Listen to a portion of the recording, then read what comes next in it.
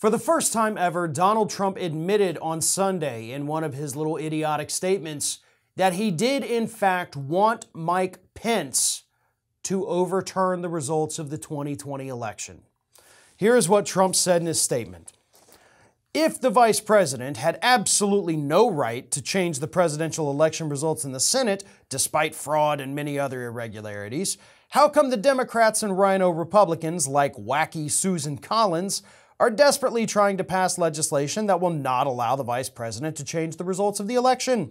Actually, what they are saying is that Mike Pence did have the right to change the outcome, and they now want to take that right away. Unfortunately, he didn't exercise that power. He could have overturned the election, he says with an exclamation point at the end of it. So, unfortunately, Trump says he didn't overturn the election, which of course means he wanted that to happen.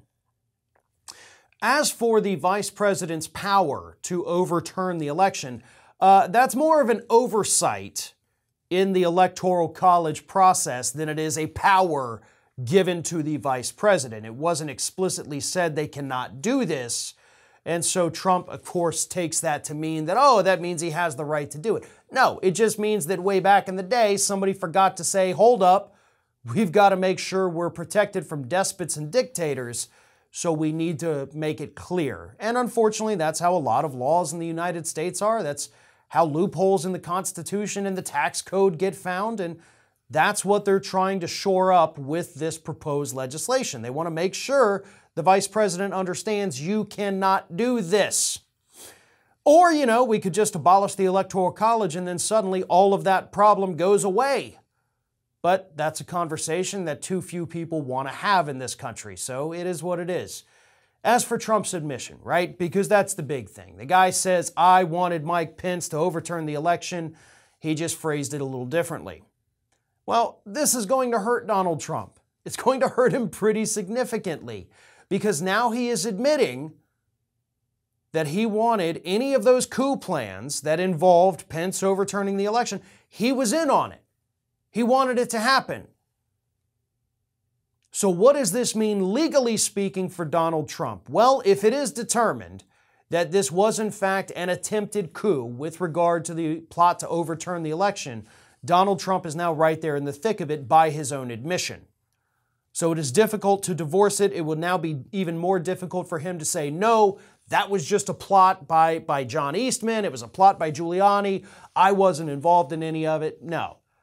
You just threw away your best defense in staying out of trouble on this. So yes, this creates a lot of legal problems for Donald Trump down the road. And of course, it gives the January 6th committee a lot more leeway in linking Donald Trump personally to all of these individual plots. So if the DOJ is in fact looking into this, as they claim they are, you already have the January 6th committee that is definitely looking into this. Trump's admission here is going to play out in both of these ongoing investigations and could end up resulting in criminal charges against him, possibly for sedition. So, that's where we're at.